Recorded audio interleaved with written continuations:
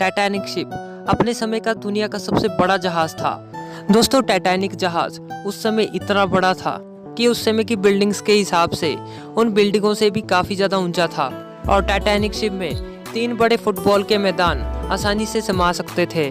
दोस्तों, Titanic ship का पूरा नाम रॉयल मैन शिप यानी कि RMS टाइटैनिक था। दोस्तों, टाइटैनिक शिप को इस तरह डिजाइन किया गया था कि 2224 से भी ज्यादा लोग इस बड़े जहाज में यात्रा कर सकते थे। दोस्तों, टाइटैनिक जहाज अपने आप में ही अटलांटिक ओशन में बसा एक छोटे से शहर की तरह लगता था।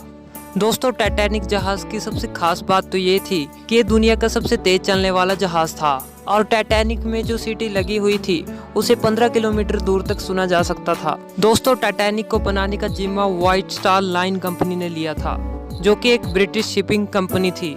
दोस्तों, टाइटैनिक जहाज को 3000 वर्कर्स की टीम ने बनाकर तैयार किया था। दोस्तों, इतने बड़े टाइटैनिक के ढांचे को तैयार करना कोई आसान काम नहीं था। कड़ी सावधानी के बावजूद भी टाइटैनिक को बनाते समय लगभग 9 मजदूरों ने अपनी जान भी गंवा दी थी और 240 वर्कर्स गंभीर रूप से घायल भी हो चुके थे। और टाइटैनिक को बनाने में लगभग 48 करोड़ रुपए का खर्चा आ चुका था, जो कि उस समय के हिसाब से काफी ज्यादा अधिक था।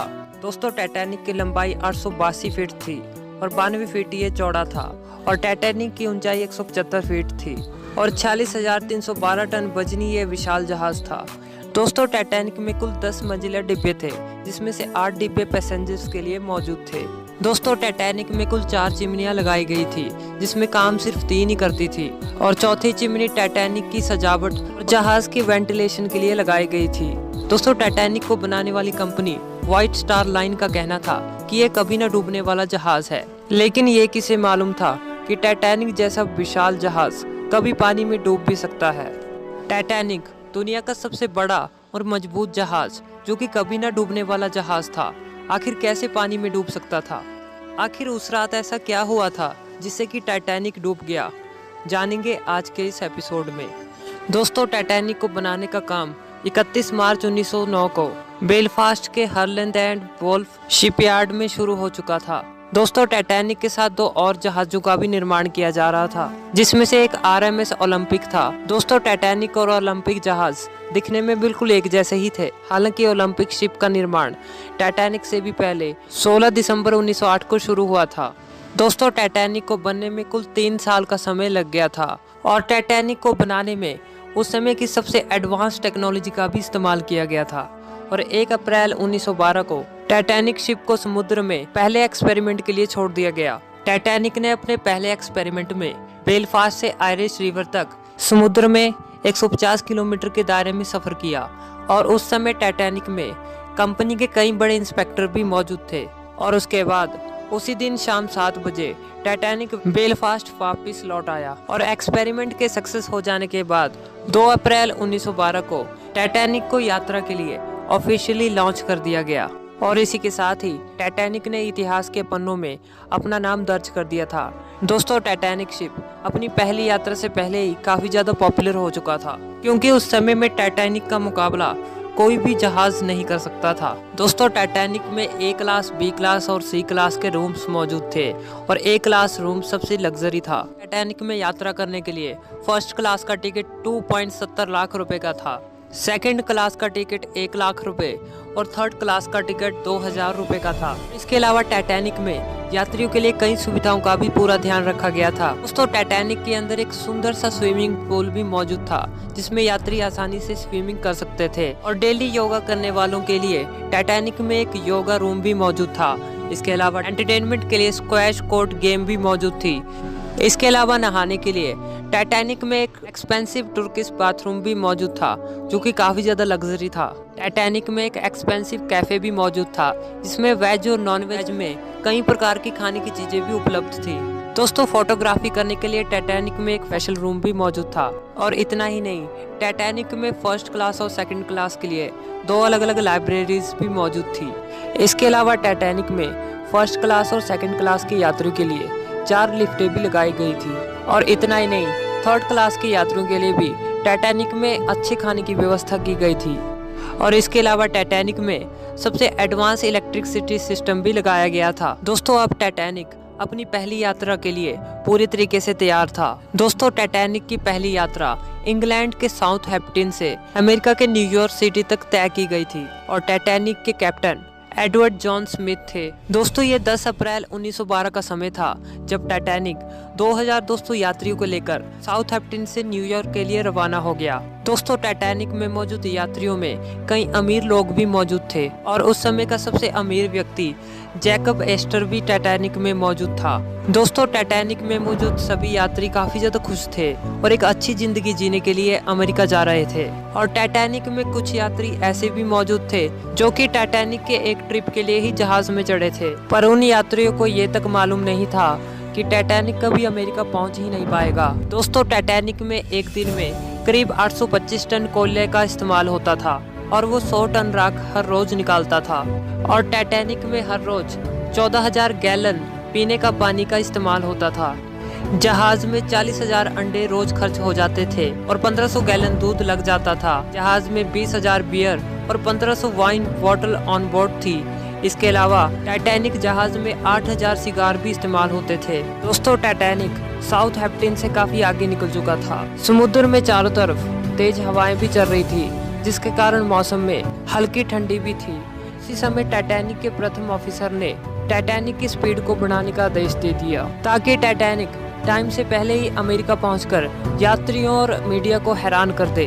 टाइटैनिक शाम की रोशनी में आगे बढ़ रहा था, वहीं नीचे पानी में बहुत सारी डॉल्फिन्स करतब कर रही थी। टाइटैनिक को सफर में निकले हुए लगभग 3 दिन हो चुके थे और टाइटैनिक में एक दुर्घटना भी घट चुकी थी। दरअसल टाइटैनिक के एक निचले हिस्से के भाग में पिछले 3 दिनों से आग लगी हुई थी, जो कि टाइटैनिक में मौजूद यात्रियों के लिए खतरा भी बन सकती थी। और टाइटैनिक में यह आग उस समय लगी थी जिस समय टाइटैनिक अपनी पहली यात्रा के लिए साउथहैम्पटन से निकलने वाला था और इसका पता कैप्टन समेत सभी अधिकारियों को भी था। परंतु इसके बावजूद भी यात्रियों को इसकी जानकारी नहीं दी गई, क्योंकि अगर ऐसा किया जाता तो टाइटैनिक की यात्रा को रद्द करना पड़ता और टाइटैनिक के सारे टिकट्स पहले ही बिक चुके थे, जिससे कि कंपनी को भारी नुकसान उठाना पड़ता, जिससे कि टाइटैनिक के इस बड़े खतरे को नजरअंदाज कर दिया गया और टाइटैनिक को अपनी पहली यात्रा के लिए रवाना कर दिया गया। दोस्तों, हालांकि 4 दिन तक टाइटैनिक का सफर बिल्कुल अच्छा गया और टाइटैनिक में मौजूद यात्री भी काफी ज्यादा खुश थे, क्योंकि लोगों को उस समय सबसे लग्जरी जहाज में यात्रा करने का मौका मिल रहा था।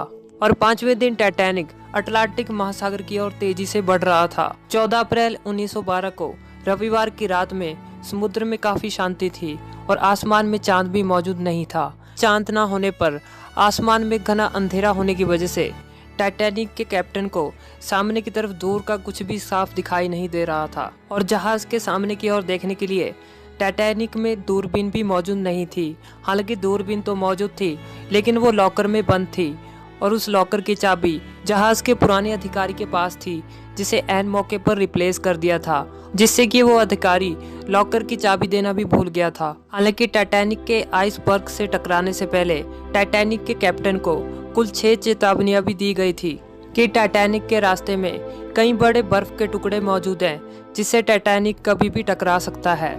लेकिन जहाज के कैप्टन को यह लगा ही नहीं था कि टाइटैनिक किसी आइसबर्ग से टकरा भी सकता है। हालांकि उस रात घना अंधेरा होने की वजह से टाइटैनिक के कैप्टन को सामने की तरफ आइसबर्ग दिखाई ही नहीं पड़ा और कुछ ही देर बाद रात तकरीबन 11:40 पर जहाज के 6ठे ऑफिसर जेम्स मूड के फोन की घंटी बजी और टेलीफोन में ऑफिसर को यह बताया गया कि टाइटैनिक जहाज के रास्ते में बड़ा सा आइसबर्ग खड़ा है। इसके बाद ऑफिसर ने तुरंत इसकी जानकारी कैप्टन तक पहुंचाई और जहाज के कैप्टन को जब तक इस बात का पता चला तब तक काफी देर हो चुकी थी, क्योंकि टाइटैनिक को आइसबर्ग से टकराने के लिए सिर्फ 35 सेकंड ही बचे थे।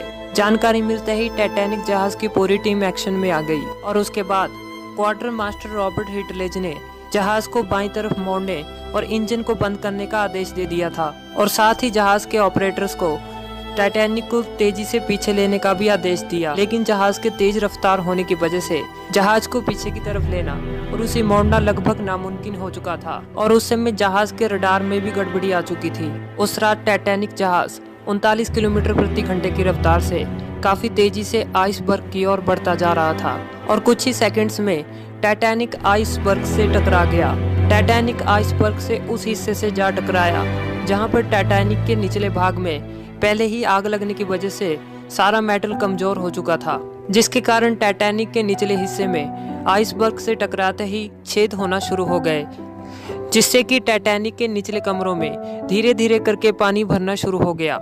उस समय टाइटैनिक में मौजूद सभी यात्री लगभग सो रहे थे, जिसके कारण कुछ यात्रियों को यह पता ही नहीं चला कि टाइटैनिक आइसबर्ग से टकरा गया है। टाइटैनिक के निचले हिस्से में पानी भरना शुरू हो चुका है। हालांकि उसके बाद टाइटैनिक में मौजूद ऑफिसर्स ने सोए हुए सभी यात्रियों को जगाया और उन्हें लाइफ बोट की ओर तुरंत जाने के लिए कहा। जैसे ही यात्री को ये पता चला कि टाइटैनिक के निचले रूम्स में पानी भरना शुरू हो चुका है, तब यात्री नीचे से जहाज के ऊपर की ओर भागने लगे।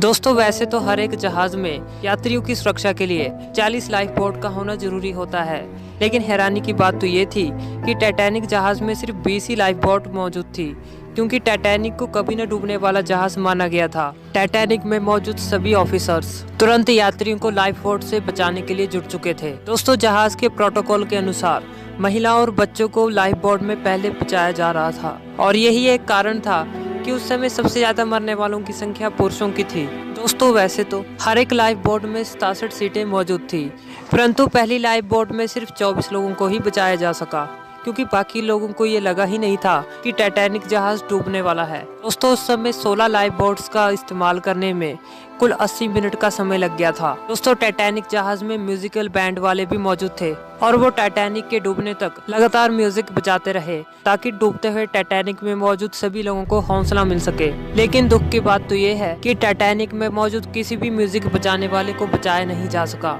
और टाइटैनिक के साथ उनके भी पानी में डूबकर मौत हो गई।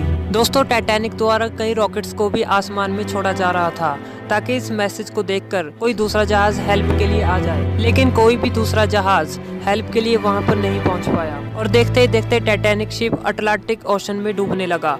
दोस्तों, टाइटैनिक के आगे का हिस्सा धीरे धीरे पानी के अंदर जाने लगा और इसके पीछे का हिस्सा पानी के तल से ऊपर उठने लगा, और अधिक भार होने की वजह से टाइटैनिक के बीच से 2 हिस्से हो गए, और 15 अप्रैल को ठीक रात 2:20 में 3 घंटे के अंदर टाइटैनिक अटलांटिक ओशन की गहराइयों में समा गया, और इसी के साथ ही 1500 लोगों ने अपनी जान गंवा दी थी। हालांकि ज्यादातर यात्रियों को लाइफ जैकेट्स भी दी गई थी, लेकिन उस रात अटलांटिक महासागर में जमा देने वाली ठंड थी, जिसके कारण अटलांटिक महासागर का पानी का टेम्परेचर -2 डिग्री तक पहुंच चुका था, जिससे लोगों के पानी में डूबते ही तकरीबन 10 मिनट के अंदर उनकी मौत हो गई।